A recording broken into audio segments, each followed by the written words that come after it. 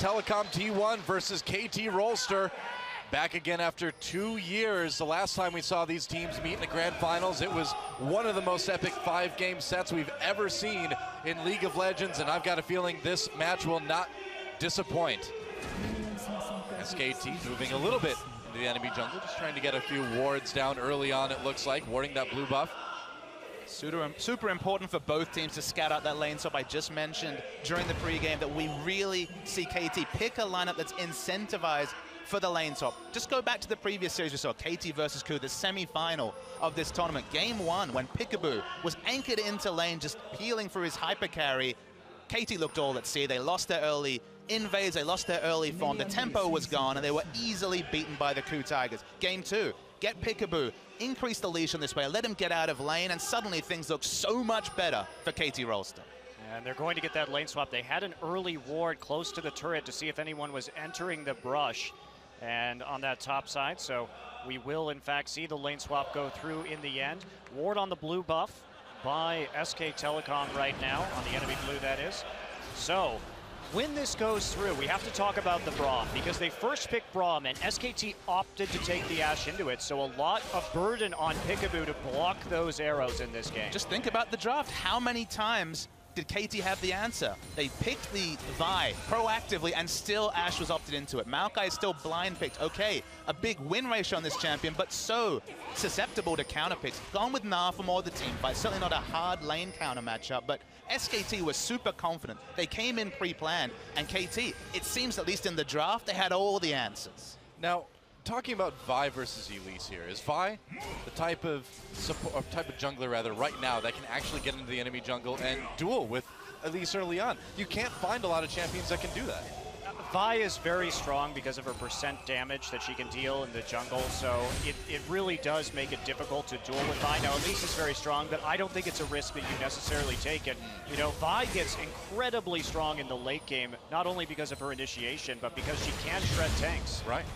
Elise is super strong in the duel. I take her every time just because she has targeted abilities. If you miss that Vault Breaker, which you max first in the jungle, in any type of skirmish, you can't get out. You are dead, and you do not have the damage to duel. So avoiding that, and the lane swap does a great job there with this jungle follow. It's a long time into the game till Score is really susceptible to getting 1v1 by Bengi. Yeah, and we did see a little bit of interesting jungle pathing here by both teams. With the ward down on the KT blue buff by SKT, they bypassed that even though they started jungling on the weak side, went to red and then to enemy blue. So they didn't take any risks right there, made sure they got that, and SKT responded by taking the enemy blue themselves. Marin playing it cautiously. Now they're going to know he's there, but they're going to see Wolf and Bengi, or just Wolf there too. Probably not going to want to try to dive that. Marin, of course, not teleporting up. Way too dangerous to do that into the lane swap situation when you know that enemy jungler is at your blue buff. So teleport advantage goes to SKT early. Remember, SKT, their top lane is in the top lane, so he has the teleport open for Dragon, and Dragon Control already there for Someday because he's already in the bottom lane. But if they ever harass Someday out, they'll definitely have that global advantage for the next 4 minutes or so. Score and Peekaboo really are trying to be this roaming gank squad already, but no such luck finding anyone at the moment. Maybe they'll find Bengi here in a minute or two, but I don't think so. They're also not going to see that pink ward in the brush, nor clear that out, so a bit of support wars in the top river right now. One ward going down, Trinket from Peekaboo. Wolf knows that ward is there now at least.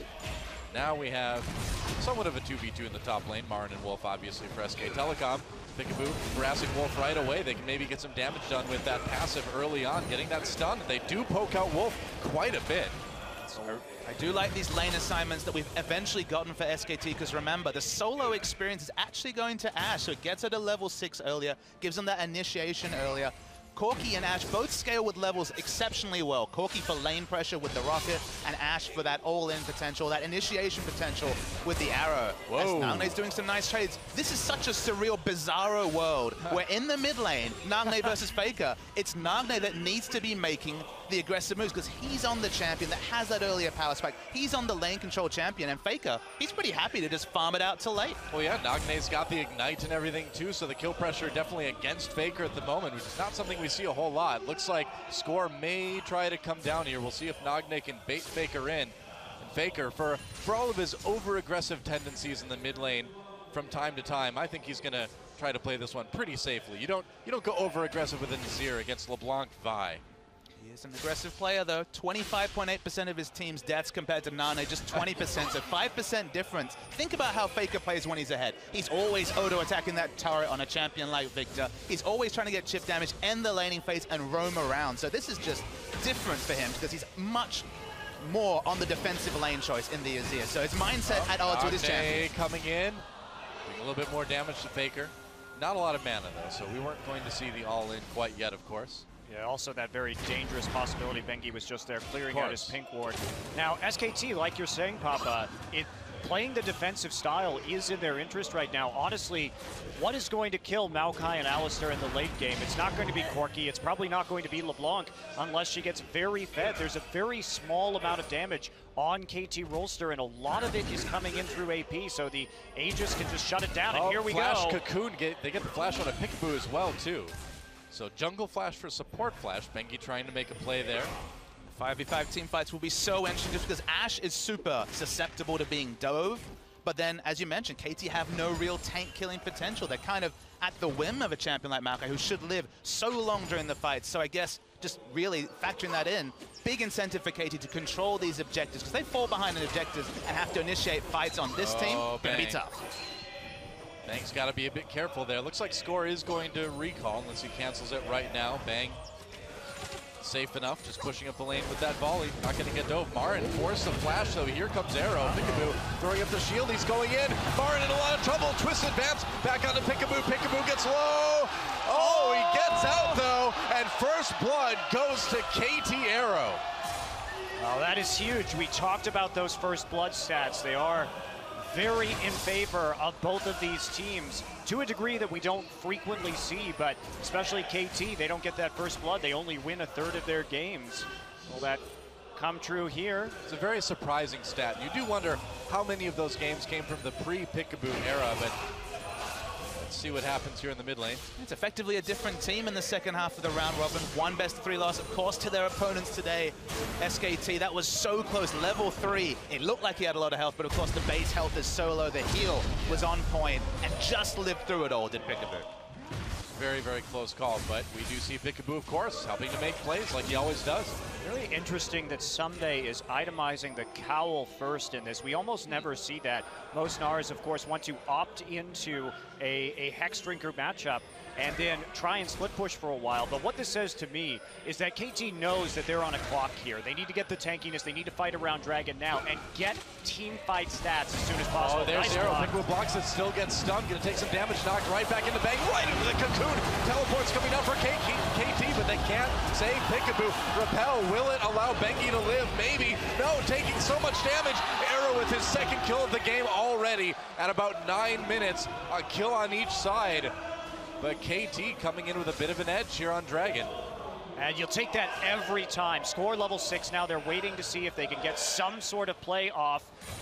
But no, SKT not going to take that. No Dragon attempt from KT. Still a little bit risky. And Arrow, he's definitely ahead of the curve. Maybe he can pick up an Infinity Edge and do some damage to tanks. He's 2-0 and now has red buff as well. And suddenly, Bang, even over-leveled, even with the situation that he's been in this game, he has to play from behind.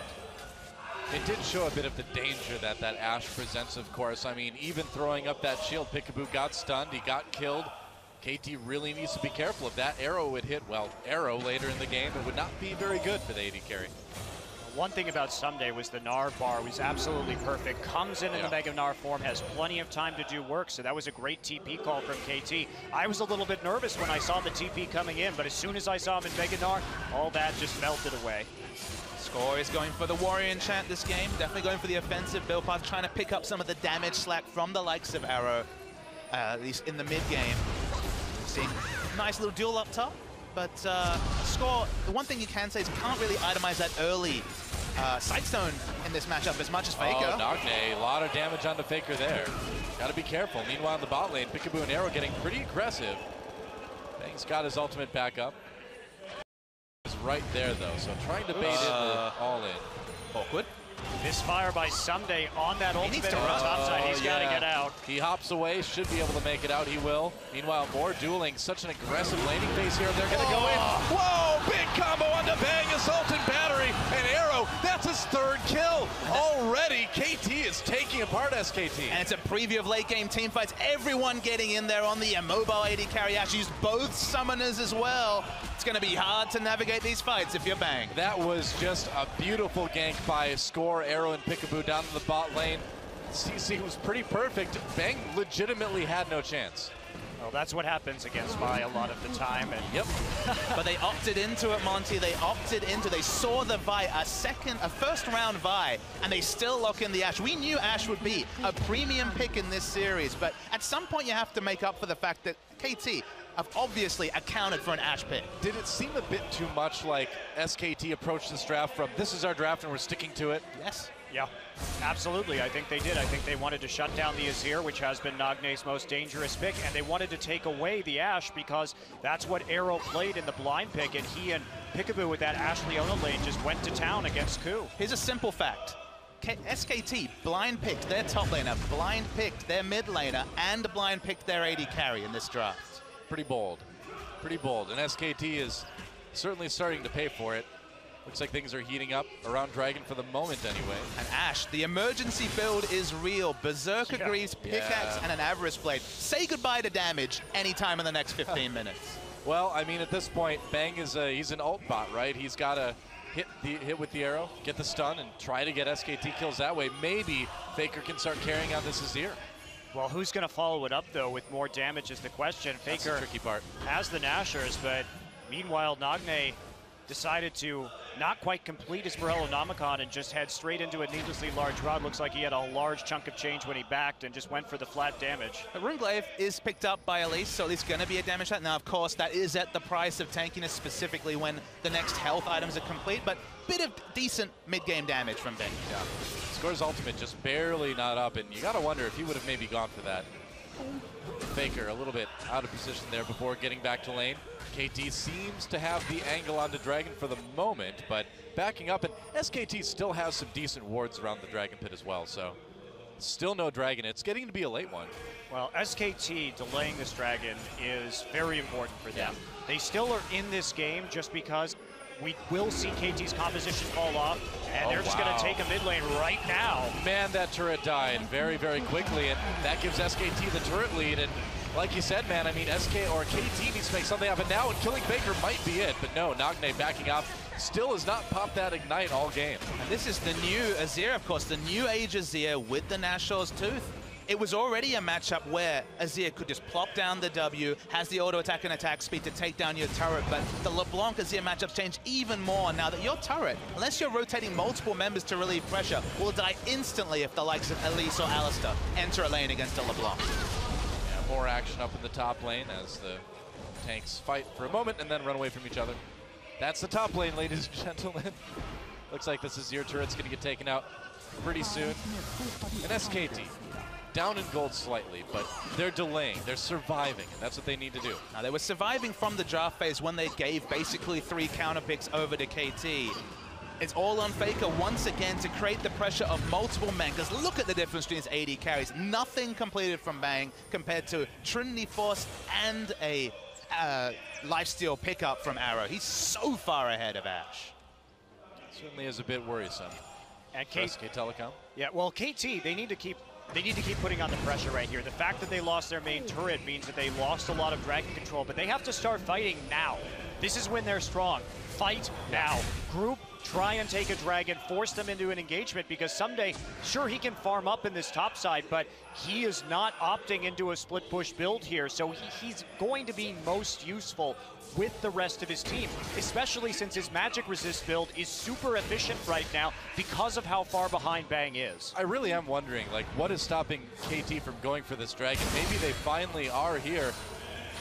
I mean, the one thing that strums through is the item build. When you go Warrior Enchant, when you get the later Sight Zone, we haven't seen the division. Dragon being taken. SKT comes in. Can they just take it this way? Who's going to get it? Who's going to get it? SKT takes the first Dragon. KT just giving it over. Marin teleports down. Someday it's Aaron Meganar. No angle for the ultimate, though. Trying to come in. There's a 3-man ult. Big stun, but where's the follow-up? Ember's Divide used immediately. Nagne coming to the side. Destroys Bang. And SKT got the Dragon, but they're on the run now. Kill on each side. Faker gets one. Nice flash knockup from Wolf. Arrow's gonna get taken out. The double kill for Nagne. Meanwhile, onto Faker, and they're trading fairly evenly. And looks like that's gonna be all it is unless they can track down Nagne, trying to find him in this red buff pit. I got to be really careful about this. He has a lot of damage already to this point of the game. Can he evade Wolf for long enough? Execute. Will he get it? One more hit. He's running, man. He thinks he can just get away. Operation so Get Nagne is in action. Here comes Bengi. It's the great Nagne chase 2015. Bengi trying to head him off the pass here, but Nagne ducking back towards that try, going to come over the wall. Will he? No, goes back to the turret. I think execution is the only answer. Wow, Nagne just not giving up. Ash is coming. Will the arrow come in? There's the volley. They get him. He took some damage to the turret and bang! Finally gets the kill. Nagne, you could have just died to the turret, man. You gave Bang a kill. He thought he could get out of that one, obviously, but with the mobility boots on the Alistar, let's take a look at that team fight again. Now, it looks good for KT because Someday it was in a perfect place, but they lock him up immediately. The Arrow with full health, full mana, and nobody really on top of him, just couldn't put out the damage this fight. It was really unorganized. LeBlanc on one side of the fight, Arrow just completely getting occupied by the likes of Elise, Alistar, and Maokai, who made the difference between AD carries a complete non-factor. Wow, and man, Faker nearly took out Nagne there, and yeah, Faker really did work on that Azir in that fight too. Helped poke down Arrow, got himself a kill as well. So all in all, things very even. SK Telecom with even a small lead after that. You really have to like that for SKT. The fact that they were able to take a Dragon in that situation early against KT, that it hit those early power spikes, is absolutely crucial. Yeah. How does this KT comp work? It's about getting picks. It's got the Vi ultimate targeted engage. Obviously, excellent follow-up as the Arrow. Arrow on the Someday. Someday trying to get away. Here comes Wolf. Can they get the 2v1? Elise coming down as well. Someday in big trouble. He's out of there. Another kill for Bang. And SKT, they're not just surviving anymore. They're starting to thrive. And if you are KT, you can't allow that. Marin desperately trying to save his turret. I think you might have to let this one go, buddy. Well, keeps it for now. He's going to get the stun off, but that's not going to do a whole lot. They will trade 1-for-1 in turrets more than likely. Well, KT looks like they're going to have to wait a long time for a wave, but Someday getting a bit overzealous. Here we go, all in. Faker 1v2 at the moment. Nagne trying to do some damage. Which one is the right one? Pickaboo comes in, goes for the knockup. Marin gets the kill after TPing down to help out his mid laner. Nagne made a big mechanical error, tried to distort over Empress Divide, missed out on the damage of the Mimic as well. Just didn't have the damage to burst down Faker, and the turret pushing will continue. It's all starting to fall apart for KT now. Are they actually going to go into the base? No, it's not that much of a crazy time yet. Take the turrets. You've got a big lead at the moment. Scoring Pickaboo trying to make a play into Bengi. Not going to find one there. How did this team, who 5 minutes ago had such a mismatch between AD carries, not much control of the map, suddenly it feels like even the Raptors and Wolves are too far for KT to overextend into their own jungle. Just a huge vision advantage for SKT too. And, you know, this is classic SKT. What are they doing right now? They're splitting up. They're so good at controlling minion waves to put simultaneous pressure on the map. They trade objectives really well. They hung in there in spite of a punishing difference from the KT arrows early, and I think that KT played too scared. They didn't want to push their advantage hard enough when they had it. You really got to go back to that moment where KT had a good chance to at least start a dragon fight. They didn't do it. Let's watch this play here on the Nagne. First the distortions cancel. Wait for the Mimic as well, cancelled by the Empress Divide. That's so much damage completely taken away from Nagne and just assassinated by, of all people, Maokai. Well, Maokai also had TP advantage there, so they tried to make a play. Instant reaction from Marin. Marin said he'd lock up the Maokai whenever it's available. We talked about his win rate in the pregame, and it's looking pretty good. Yeah, 22 games in a row. He has won with that Maokai, and that's a pretty long win rate, man. That is over a season that he has not lost with this champion yet. Well, and he's 24-1 all time on this champion. It is really his signature pickup alongside that Rumble. What does it say about a draft if SKT are willing to blind pick all their lanes and still come out the comfortable victors? It feels like KT drafted a comp that dealt very well with SKTs. They executed well for a few minutes, but they just didn't seem to have the proficiency with this type of pick comp to actually get it through after the baby steps of the game. Well, this is kind of like some of the old issues for KT kind of rearing their ugly head again, right? They've always had a good draft, even when they couldn't win a game to save their life, but right now, good draft, can't seem to execute. now Someday builds the Hex Drinker. So this is them really switching gears right now. They've decided they can't really do anything in those team fights anymore. They want to try and play against Marin, but that is going to be a hard split push to manage. And items show you the mindset of a team. The reason he built Spectre's Cow first, they already had that big advantage on Corki. Group up, take the dragons. You've got the extra health and magic resist to deal with someone like Faker in a team fight, with someone like Elise. And now suddenly, they realize that objective's kind of a forlorn hope, and they're going for the split push build after Maokai is already so strong. All right, about 6 seconds until Dragon comes up again. SKT with a ton of vision. hope. Is there any way? Yeah, it doesn't look like there's a way KT can stop it, but they kind of have to fight this at this point, don't they? Whoa. Maybe they were going to go for it. Well, Marin going in on the score. Their score could be in a little bit of trouble. Marin taking a lot of damage. Wolf looking for an angle. Bang just throwing in that volley. Bengi there as well, too. Knock up on the Sunday. Still pretty tanky, but he's not going to be Mega Knot for a little while yet. Nagne with some damage on the Faker over the side of the wall there.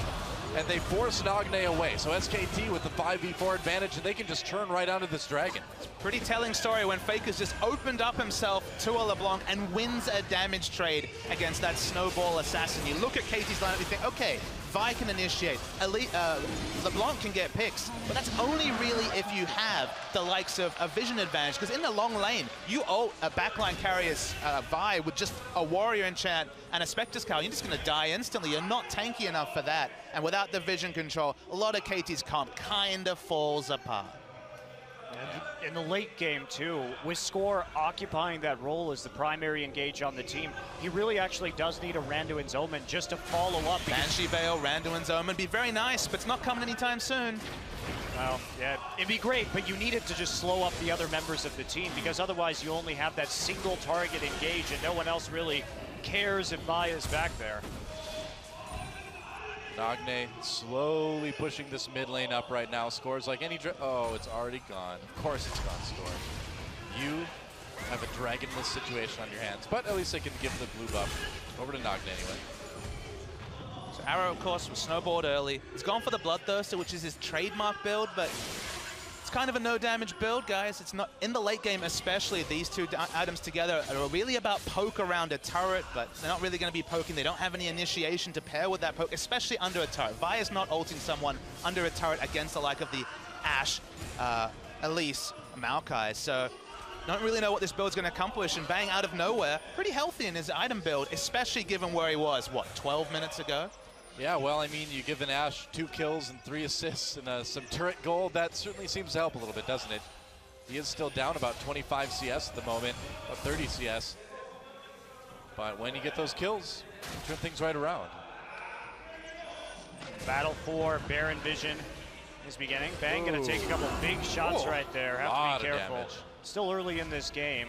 Ashe is only level 12. And they're not going to really be able to bait this very effectively, SK Telecom, at this point. But remember, the strength of Ashe is that engage out of the black. That's the thing, is that from nowhere you can get hit by that Ashe arrow. And that can be from across the map. So Bang going back doesn't really even give KT a chance to try to sneak the Baron away or anything. So Ashe is being picked for the initiation for a lot of things in terms of CC kit, but the initiation's the big thing to bring from a backline AD carry. What's the way you play around something like the Ashe is you get deep vision, and that's one of KT's normal big win conditions. Oh, right into the cocoon. Bengi with a great cocoon. Will Nagne get away? He will, but just barely. Wow, Bengi was so ready with that. Arrow just misses. I can't believe Nagne dodged that too. Checked him with the hawk shot and then was able to get out of the way in the nick of time. Nagne didn't have to use his flash right there. You can see KT getting desperate to make picks. They got no wave clear, Monte Cristo. It's LeBlanc mid. It's Corki who has a decent amount of poke, but at the same time, Marin is split pushing, and the push train continues. Yeah, KT falling farther and farther behind. 6,000 gold down now. 3 turrets down. They need to win. A different game where Score could get that aggressive vision, where suddenly you had vision on Ashe in the background, where you could invade, which of course, that's what KT is all about. They're about getting aggressive vision on camps and then counter jungling with that roam duo of Peekaboo and Score, but Score going for this Warrior Enchant, delaying any sort of Sidestone. Even if you're going Warrior Enchant, it just feels like Sidestone is so core to the win conditions of KT as a team, and skipping out that item, they missed that crucial point at 13, 12 minutes where they needed to start monopolizing this dragon, not be sitting at a 2-0 dragon disadvantage at 25 minutes with a pick comp. Pretty much. And SKT closing this one out patiently, methodically. They've got the late game power. They have no reason to rush towards the end of this game. Well, one thing about KT is that they are tenacious. They really do have a never say die attitude, and we've seen them come back in the most unlikely situations this season. They've been able to pull wins out of having 3 inhibitors down, being on their base, and in situations that I didn't think it was possible. But a lot of these situations, they also had some big late game threats to make up for the fact that they were bottled up in their base. This time, unless Nagne is able to get a series of miracle picks, it just doesn't seem that likely. How do you get them, Monte Cristo, against all the wards that come out from double Sidestone and improved warding totem? Honestly, and this sounds almost crazy to me, you need, what, 3-4 improved sweepers? Green wards in your inventory, and just try and force a vision mismatch. Because if there's equal vision or an advantage in vision to SKT, the picks are just so tough to pull off. Pretty much. KT warding their own jungle a little bit more again, but I think he's going to clear one of them out, or not. Deciding it's a bit too dangerous. And with Dragon coming up in a minute, that's not the time you want to get caught. Just trying to play defensively while they try and build up a bit of a gold bank here, but Faker has kept that mid tower at such an extremely high level of HP for 27 minutes into this game that Marin's Gnar not going to be able to do much to it, and certainly not going to be able to take it out. Score in that Vault Breaker, but has to back off, gets a little scared when he sees that ward inside the red pit. I think I would too. Push continues, coming back to the idea of sweepers, still doesn't work that well against SKT because they've got uncleansable, unclearable vision in terms of the Hawk Shot from Ash, who now has 2 charges. They've even got the saplings for some temporary wards. Getting a situation where you have vision blanketing, it was possible when Bang was so far out of this game that he couldn't really even group this team is so weak. Oh, that's Ash an arrow. arrow totally whiffs there. They didn't hit anybody with it. SKT, does the fact that that ult is down for a little bit give KT a chance here? Are they going to try to engage on that? Because if they're going to do it, they need to do it fast. The Ash arrow has a very short cooldown. We may see them try and take a fight here. Yeah. As a result of that cooldown. I think if you don't do it now, when do you do it? Try and get a pick, that's about it. They're going to actually just try and push for the mid lane. Ah, okay. Yep, charging down the mid lane. They give SK Telecom their 3rd dragon. They do take a turret. In response, will SKT come from the side? Peekaboo takes some damage. Here we go. Are they going to go in? Marin goes deep. Faker in a lot of trouble, though. Gets it with the Assaulted Battery. Pushes people away with that Emperor's Divide. Very patient use on that one. Goodbye, Nagne. A kill for Marin and Bang. Untouched in the back. Going after everyone. Goodbye, Peekaboo. A double kill for Marin. Wolf trying to find more plays to make. Someday finally hits Mega Gnar right before he's taken out by Faker. And it looks like this is going to be an ace. And this is almost certainly going to be the final nail in the coffin for KT Rolster. It's too late. There's no one who can kill Marin right now. Marin just had a free twisted advance, didn't even have to flash for it to get onto Nagne at the start of that fight. And as soon as Nagne's locked down, Marin just walks through the rest of the team with impunity. There's simply not enough damage on KT to take fights from this point forward. You think taking down Marin's a problem. Wait till you see what Faker takes in the backline when everyone uses all their abilities onto Faker. He lives, push people away, even gets the exit kill onto Nagne. They can't even kill Faker when they choose him as the priority. And as you mentioned, the damage is just not there to kill this tanky front line.